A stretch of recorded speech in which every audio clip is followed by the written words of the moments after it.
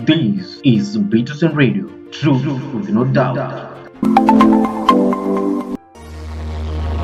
Don't miss out on hottest discussions, exclusive interviews, opinion-based ideas, and voices of the people as you get you across all the streets on latest events regarding political, socio-cultural, and economical development in your best interest and angle at your favorite radio show, Fact Fixing, every day from Monday to Friday as from 8 to 10 in the morning, only here at Peterson Media. Peterson Media, truth with no doubt.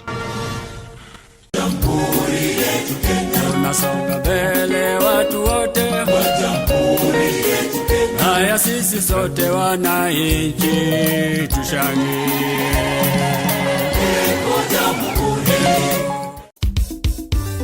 Catch the Bass, number one entertaining radio show. Good morning, ladies and gentlemen. It is another phase of Fact Fixing edition where we discuss controversial issues regarding politics, social development, and all the economic development. And I'm privileged today to have my three guests here who are students at the Technical University of Mombasa. Let me give them time to introduce themselves. From my right, my name is Isaiah Muthingi, a student in 3.2. My name is Van James Moretti. I'm also a student at TUM 3. A journalist, of course, and a filmmaker. My name is Reni Maina. I'm a student at the Technical University of Mombasa. I'm a third year student pursuing a bachelor's in journalism and mass communication. Very nice. Now, my friends, there is this issue that has been popping up in universities where students are striking. Some of them are going without food, and they've been complaining that they face so many challenges. Mr. Isaiah, yes, how have you experienced life in the campus? Okay, nitatumia Kiswahili moja kwa moja, nitakuwa wepesi kujieleza tena kwa ufasaha. Walisema mambo ni kwamba safari yangu chuo kikuu haijawa rahisi. Wengi wanaizoona tukizungumza, tukisemezana, tukicheka, lakini masomo chuo kikuu si rahisi hata kidogo.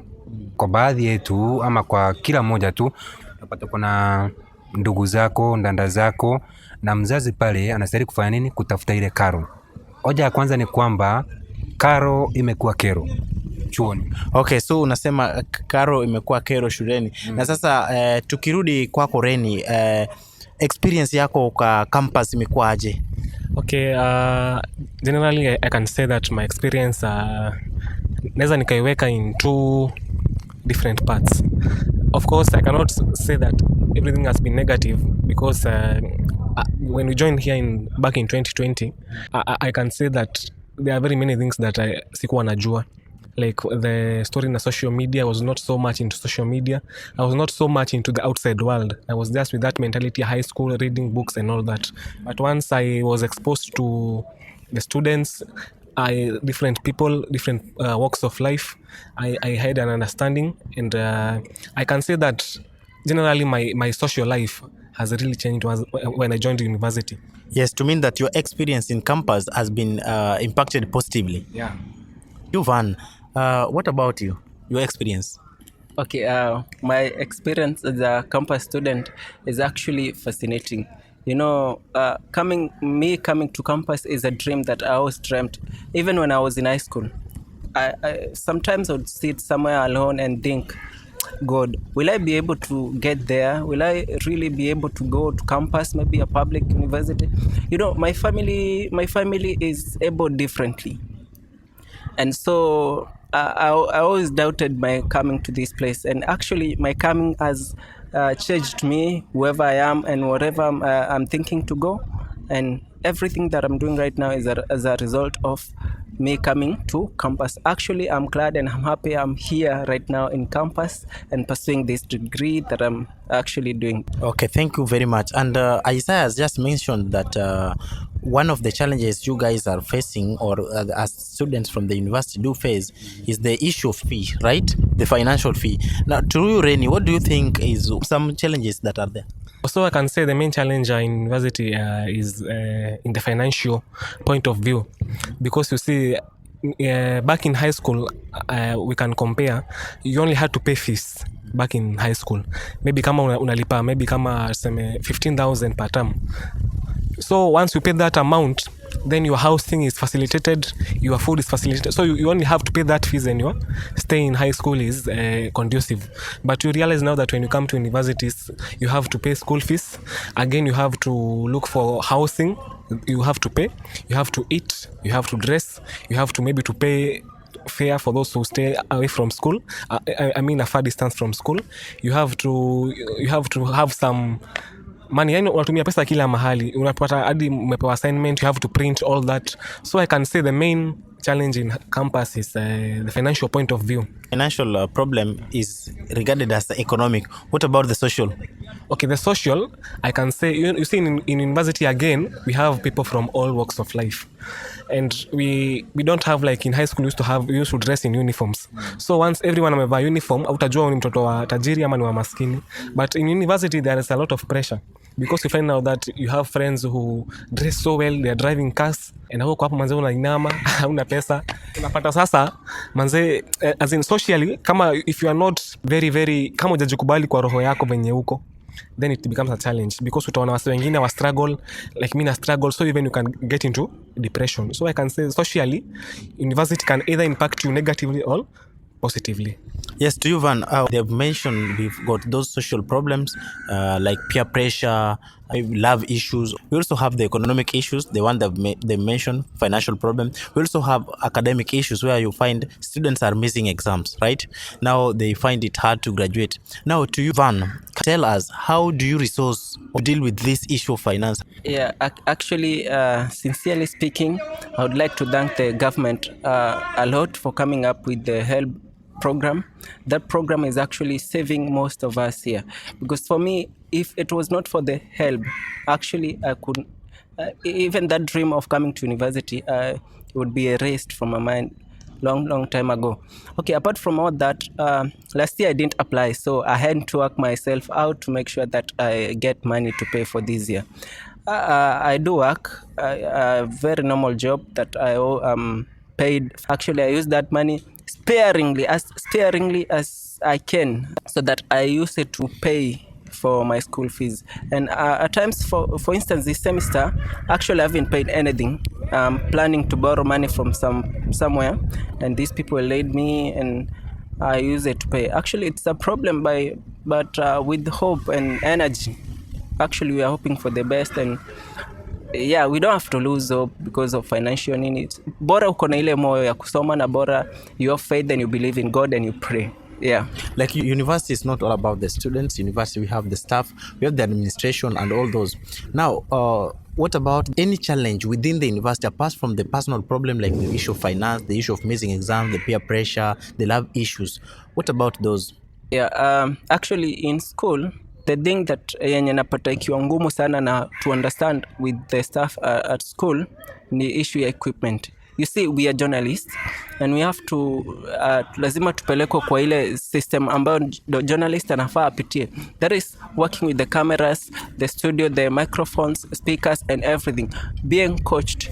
But unapata ukienda kwa studio, whether ni ya TV ama ni ya radio, unapata guidelines, rules, zile sheria zimewekwa hapo, ni ngumu sana, inakuwa ni ngumu kwa sisi, most of my fellow students in journalism, inakuwa ni ngumu. Kama pale kwa studio si rahisi ku-access, it's very hard. So ndo nauliza kama mimi journalist, kama ni ngumu ku-access hiyo studio with the management that is there, kama inakuwa ngumu hivyo kwa mimi, na I know most of my students, they are complaining a lot, hawapati hiyo chance. So unapata ni ngumu sana. So why should it be like that? Na sisi ndo wanafunzi wa journalism, inafaa tusaidie sisi. Yeah. Okay, like Isaiah, just back to you. How do you believe that, like he's saying, that there is this issue of the students accessing maybe, let's say, the resources that are within like the studio? How do you believe the university administration can better address this issue of students not getting adequate support from the resources within the school? Kwa mtazamo wangu nahisi kwamba cha msingi hapa ni mazungumzo kutoka kwa yule chancellor wetu, naibu wake, wakuu wa idara, wala watu wasimamizi wote ambao wanasimamia idara tofauti, hasa tuseme idara ya mawasiliano. Unapata ya kwamba haimaanishi kwamba idara yetu ya mawasiliano haina hivi vifaa ambavyo vinastahili kutusaidia sisi wanafunzi. Cha msingi ni kwamba pawe na mtindo fulani wa kufanya ili kufikia kile kifaa fulani, unajua kuna utaratibu fulani wa kufuatilia. Wapo unataka hicho kifaa, unaenda kupata nini, unakipata kwa mtu fulani. Lakini pia si kila kitu sisi wanafunzi tunakihitaji kipo kwa sasa. So wale ambao ni wasimamizi wa idara wajue kuna upungufu fulani ama kuna vifaa fulani ambao wanafunzi wanastahili kuvitumia na kwa sasa hatuna. So wakifanya hivyo waende wazungumze, tuseme na wakuu wao ambao ni naibu chancellor na pia chancellor mkuu, sio ili ufanye nini, wanunue hivyo vifaa. Na kwa kufanya hivyo nadhani itakuwa rahisi sana, itakuwa rahisi sisi wanafunzi kupata vile vifaa ambavyo vitatusaidia na kutupa umilisi zile skills za kufanya kazi yetu hapa nini shuleni. Yes, and to you Reni, in what ways do you think that the campus resources and support services can help students overcome these challenges, apart from what you have said that if there is that talk between the students and the administration? But to you, in what ways do you think campus should resource and support these students, because maybe they've got insufficient equipment? Yeah, so what I can say, for example, I'll speak as a journalist because I'm pursuing the same course. I remember, you see, as journalists we must have exposure to the outside world. Junajua ushaiangalia, you look at bulletins, you look at news. Those people don't shoot using phones. They don't shoot using simple gadgets. They use more diverse, more heavy, I can say more heavy in layman's language, more heavy equipment to shoot news. So what I can say is because we pay fees as the students of journalism, we pay fees. So what I can say, there must be an accountable system in the school where each fund that every student pays in form of fees, it goes into account. If the system is accountable, if the system is truthful, then you cannot have cases whereby unapata mseti mnaambia mtoe pesa mwene trip. So in short, the campus or the school should rather be transparent. Okay, so is there any instance when you students, you've come together to collaborate so that to deal with these challenges? Yes, Van. Actually, hiyo ni point fiti sana kwa sababu actually we have never ever decided to come together and talk about this. Na I think hiyo ndo sababu ambayo tunafinyiliwa, like we have no say. For a very long time tumekuwa tukipitia hizi vitu, hatujakuwa tukifikiria tunafaa tufanye hivyo as comrades, kwa sababu at the end of the day utapata sindo tunapata shida yote. Yeah, we need to come together and think and try to act to enforce these things. You see, yeah, hata pale kwa kuandamana kidogo si tuna promote, but actually we need lazima tuongee ndo tusikizwe, si ndio? Yeah. Okay, umesema kuhusu maandamano lakini ni sawa. Anyway, before we go for a break, I would like us now to look at Reni just stated to us that when he came to campus, he realized that he can now do good in social media. He's now a good in Facebook and all those social media stuffs. So indeed, if you come to university, there are things that you can learn. So before we do that, I would like Reni that you tell us, or do you think that the technological advancement that you've known now have introduced you to new life in campus? So I can say in terms of technological advancements, you see the media has grown since time immemorial. It has grown over and over and over. Technologically, it has impacted me positively because, as I said earlier, before I joined here in campus, I was not so much into the social media. I did not have a Twitter account. I did not have an Instagram account, a TikTok account. I only had WhatsApp and now the messages. So I was not connected to the outside world. You see, apart from the news that we watch on TV at home, there are so many things that you can access in the media. Like for example, now I'm a fan of football, so and I support Manchester United. So if I want to access news about that club, I can simply use my gadget to click on a phone and find out all the trending news in that same field. So and maybe in the TV kwa news ile wanaleta saa 3, maybe hawata cover everything. So what I can say, technologically, the advancements in technology like the TikTok, the media venye imegrow impact positively. Also there is this academically about research. You know, we are students of journalism and we do research. So there are very many avenues that have been brought about by technology that we can do our research and better our studies. So I can say personally it has affected me positively. Okay, thank you, dear listener. We are taking a very short break and we will be back. Meanwhile, stay tuned. This is Bitosin Radio with my guests here, the panelists. We are looking at the challenges faced by the university students. Stay tuned. I'm still Tobias Ochieng.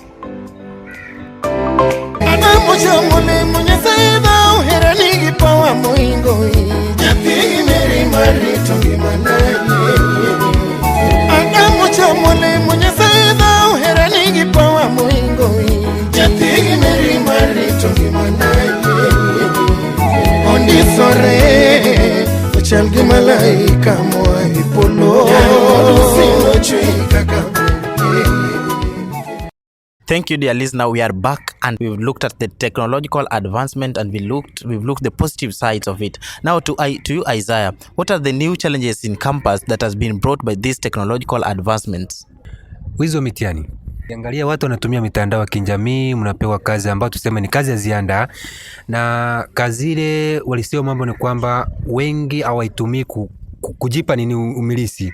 Unapata kwa umepewa kazi fulani, moja kwa moja unaenda unachukua simu yako, una majibu ya kwa simu ChatGPT unaweka moja kwa moja tu jinsi yalivyo, kumaanisha inachangia uzembe fulani, uvivu fulani, na kutokuwa na ule uwezo wa kufanya nini, kwa kujifanyia utafiti wewe mwenyewe. Ule si utafiti. Baadhi yao wanachukua ile kazi ni kama wanakili moja kwa moja, si ati naumbua yeyote, lakini huo ndio wale sio mambo. Pia mimi sometimes I do, lakini si kila wakati.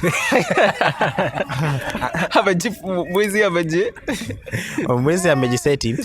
To you, Van, are there any particular initiatives that you as students or you as a person you think can benefit students in dealing with the campus related challenges? Actually, allow me to pass that question to my more knowledgeable friend, Dreamy. I think he got more answers, then I'll talk after him. Okay, the question was, kindly, I not get it. Okay. I've just asked, what do you think are some of the initiatives that could benefit students in dealing with these campus-related challenges that you've just, Isaiah has just mentioned? The technological advancement has brought the exam cheating. Yeah. So, what do you think are the initiatives to deal with this thing? Okay, so what I can say, answering my friend Isaiah, okay, you see this, even if you see Google has existed since time immemorial. Even before we came to campus, there was still Google search, and there are all those platforms whereby you can research and gain knowledge about the same. So, but what I can say is the universities must change how they test exam. You see, in many universities, they don't test maybe your intellectual capacity. What they test is your cramming capacity. So you find that now when you are given an exam, like for example, we are going for exams next week, right? So once you have an exam on a particular unit whereby you're supposed to go for a sitting, you already know that you shall be tested within what you have learned. So what you do is you go and cram the notes and use that in exam. You see, there's a person who said that you should not read for exams, you should read for your future. So what I can say, the university should change the way they test their students. They should rather go, what can you do practically? If I give you this mic, can you be able to talk to 1,000 people?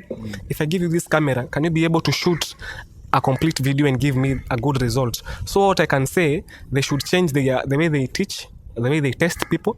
They should rather go for the practical but they should do away with the exams ati kuandika ama nini. Juu hata ukienda hapa kwa studio kama mimi tuna nini hapa right now we are talking, atuandiki, si ndio? So can that student talk? Can that student shoot a video? Yeah. Paulo Freire talks about the banking system, education as a banking system.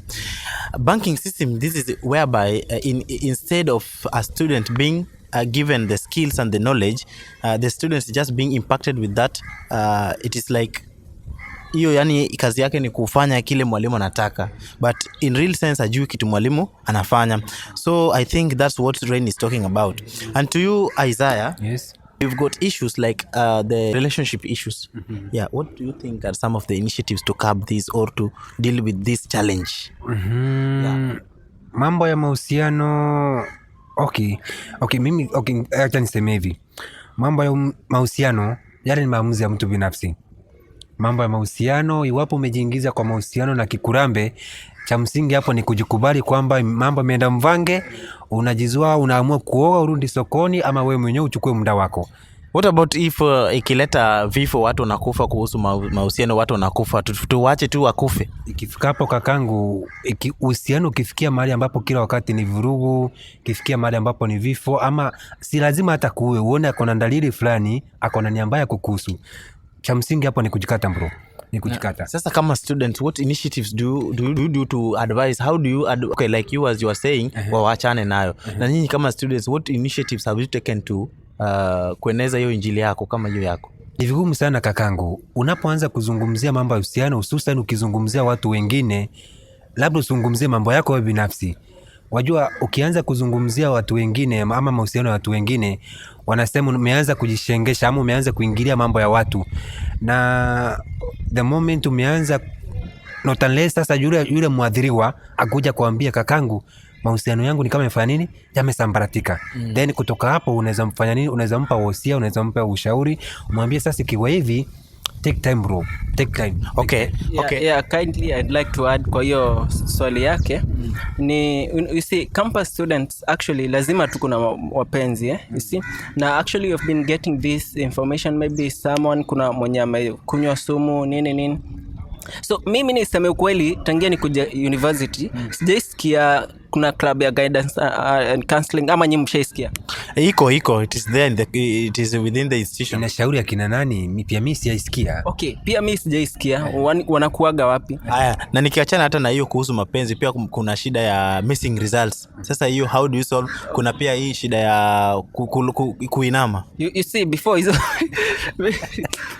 hizo zote, acha tukuame hapa kwa hizi mapenzi na mahusiano hayo. Shule ikuwe na regular platforms na ideologies vile wana reach out kwa students, wanatusaidia katika wana invite couple students without fear of anything wanakuja wanapewa mawaidha hapa na pale, na pia wanafunzi wengine wanapewa jinsi ya kuhandle mapenzi. These are grown ups, au sio? What about the drug and substance abuse? Okay, also what I can say even before I go to the drugs and substance abuse, there was an issue about relationship. You see, the four of us here, everyone you have a way in which we perceive relationships. There is maybe uko na mtazamo wako, mimi niko mtazamo wangu. So what I think, as Isaiah has said, this one should be taught from your home. Back from your home. You should not learn about relationships. Kuja kutongoza kitakuraba. So as a parent, you should instill those morals in your student. You see, my mom, I'll give an example of my mom.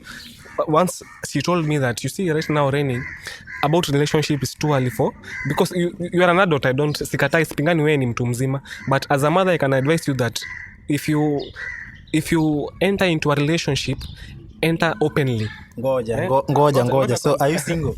Are you single? Ilo swali stajibu lakini anasema, what I say is, she told me these words. She told me that a relationship, you are an adult and wewe ni mtu mzima sahi, but make sure that when you enter into a relationship, you are very ready for that relationship. So what I can say, hapa university, you see, unasikia watu wamedungana visu, sijui watu wamefanya nini. All those are people living in denial because maybe someone does not love you and anakuonyesha kabisa sikupendi, then you want to force issues. It cannot work. So hiyo ni issue unafaa wewe mwenyewe kudeal. As I go to the issue of drugs and what else did you say? Missing marks and all that. About missing marks, that's the responsibility of the institution, and that's why I started by saying we must have a system whereby the university is as serious as the student. In as much as tumekuja hapa kusoma, they are very serious. They want you to graduate as their material, so they should be serious with your work. Kama niyo marks wanahakikisha iko sawa, pande ya student pande yako, and because there are some don't care students, they should follow them up, because at the end of the day, mimi nikitoka hapo tukipatana na wewe miaka 10 ukiwa president, I'll show, and this boy, we used to study with him in Mombasa. He was my classmate. Sindio, utasikia this the material of this university. About drugs and that, all that, hiyo ni mambo unafaa kufundishwa nyumbani. When you come here, you are an adult. So unafaa kumwambia kutoka hapo, huko nyuma umeambiwa that if I use this drug, if I do this and this shall happen. So hapa ifanye tunakuja kusomea hapa. Yeah. Okay, concerning this kidogo bro. Nilikuwa naomba nizungumzie kitu fulani yamehusiana na mambo ya matokeo. Mimi nilikuwa na wazo fulani. Naona kwa kiwango fulani chuo kikuu kimekuwa na vyuo vikuu vimekuwa na utepetevu fulani. The moment umerealize kwamba kuna mwanafunzi ambaye alikuja kasajiliwa first year, na huyu mwanafunzi ni kama aliingia mitini, amepotea. Mimi naona vyuo vikuu vianze kufuatilia, either they make calls to their parent or waambie bwana, kuna huyu mwanafunzi wenu ambaye aliingia hapa first year, lakini so far imekuwa vigumu kwetu kufanya nini, kumfuatilia vile masomo yake imeanza kutoka kwa first year hadi pale ambapo amefikia. Maana imekuwa vigumu sana, because the moment ukisema huyu mwanafunzi ndio alikuja kafanya kati ya kwanza then akapotea, si ndio? Alafu mwamwe huyo ni kama ataki masomo, so asipofanya end of nini semester exam mnamwekea soup. Hata mtaki kujua mwanafunzi alienda wapi. Sisikia mwanafunzi akiulizwa, huyu mwanafunzi mliingia naye hapa, mbona siku hizi hatumuoni? Sisikia hata lecturer mmoja ameuliza kitu kama hicho. Mimi nilikuwa naona hapo chuo kikuu kiamwe hivi, hii ndio ndani tulisajili ya hao wanafunzi. Iko hapo, hakuna mahali tu wamesikia mambo ya matanga kumaanisha kwamba huyo mwanafunzi amekufa. Wafuatilie. Sini wanafunzi wanapeana details, kama ni hizo namba za wazazi ama kuuliza kutoka kwa wanafunzi wenzao, huyu mwenzenu mlikuja naye mkuu first year lakini sasa hivi hapatikani kabisa, hivi alienda wapi? At least waanze kufuatilia. Naam, okay. And looking at the challenges that you've said, do you observe, have you observed that maybe these challenges, they are different from maybe wale wenye walikuwa wamejoin campus huko kitambo, maybe wenye nasoma pale KU, wenye nasoma Riara University? Kumbuka Riara University is an international university. Ama pale wenye from the marginalized communities, are they the same challenges ama kuna utofauti? Yes, Alan. Okay. Changamoto ziko kila mahali. Kama ni kuinama bwana, mwanafunzi akiinama chuo hiki, expect kuna mwanafunzi mwingine ambaye anainama mahali pengine. Iwapo ni changamoto za karo, si chuo kikuu chetu pekee. Changamoto za karo ziko kila mahali. Mapenzi yako na taabu kila mahali. Hata nyumbani vile baadhi yaweza kawekwa wapi, mbele ya watoto. Mapenzi inaleta taabu kila mahali. So cha msingi hapa ni kutafuta suluhu la kudumu. Iwapo ni mapenzi kuna taabu bwana, si tulia wakati mwafaka utakuja. Tulia. Na wewe Van. Okay, ni useme niko single au siko single? Okay, mimi ningependa ni advice wase, mapenzi si lazima, si lazima mapenzi for now. You see, guys, I'm telling you the truth. Mimi nikikwambia sijai kuwa na girlfriend, yani my life yote sijai kuwa na girlfriend. Your mom is your girlfriend. We have a girlfriend and a lover. What are you saying? Sasa hizi ni gani? Ustaje mbele ya wazee. Okay. Yeah, so mapenzi si lazima. You can chill na ili hata ndo upate peace of mind, concentrate na vitu zako. Yeah, that's me. Yeah. Okay, thank you guys for being with us here. Na tukimalizia, what are your last comments from Reni? Last comment tutatuacha nayo. Okay, so what I can say to those university students listening to me, that university education is a journey that you must go through the 4 years, and you should come here knowing that of course it shall not be a walk in the park. There shall be challenges here and there, but the best thing is knowing that at the end there is a goal and there is a reward. Once you wear that gown, once you wear that kofia, once umeona watu wamekuja kwenu, watu wamekuja graduation, that's when you shall know that anyway hiyo kuinama, all that sleeping late and waking up early was fruitful. So what I can say, just come here with an open mind, come here with an open heart, expect challenges, but at the end focus on the bigger reward, the bigger picture. Thank you. Isaiah. Tonga lisilokolea mchuzi kulikula linataka ujuzi. Hivi namaanisha masomo chuo kikuu hayana si rahisi vile. Unahitaji kwanza utulie wewe mwenyewe uweze kujijua na ufanye kazi yako kwa ufasaha. Vinginevyo ukianza kujumba hivi, unatumia simu mandao, unafanya nini, mambo mapenzi kulia kushoto, unafanya nini, itakuwa vigumu sana. So cha msingi kila mtu ajue ni nini memleta shuleni. Kama ni mambo ya masomo, jaribu kila kitu, upiku zile changamoto ambazo labda unakumbana nazo, na mwisho wa siku sote tutapata ufanisi. Okay, for me ningependa niongeleshe ule kijana ama ule girl mwenye ako huko chini, mwenye anaona ni ngumu sana kama hata we make it in life because of maybe funds nini na pesa, na pia yani unaona ni ngumu, si hata kumake it kama ukukuja campus. Mi nakwambia sikuwaga na dream but here niko. So usi give up, wetu omba God anafungua njia zake, au sio? My name is Van Baby ama Moretti James. Thank you so much. Isaiah Mudhengi ndilo jina langu. Majaliwa tutapatana tena. My name is Reni, majaliwa tupatana tena. Nimeshukuru sana for being with us here. Stay tuned. Next time pia tutakuwa tunakuletea Beatles Radio. It is talk with students, ndio?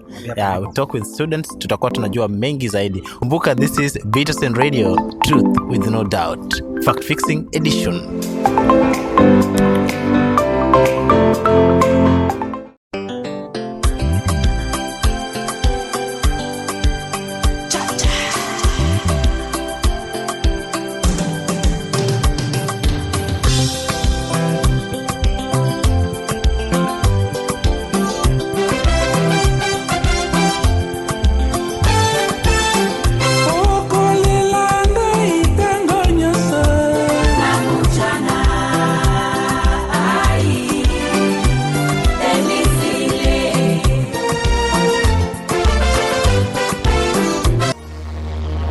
Don't miss out on hottest discussions, exclusive interviews, opinion-based ideas, and voices of the people as you get you across all the streets on latest events regarding political, socio-cultural, and economical development in your best interest and angle at your favorite radio show, Fact Fixing, every day from Monday to Friday as from 8 to 10 in the morning, only here at Beatles Media. Beatles Media, truth with no doubt.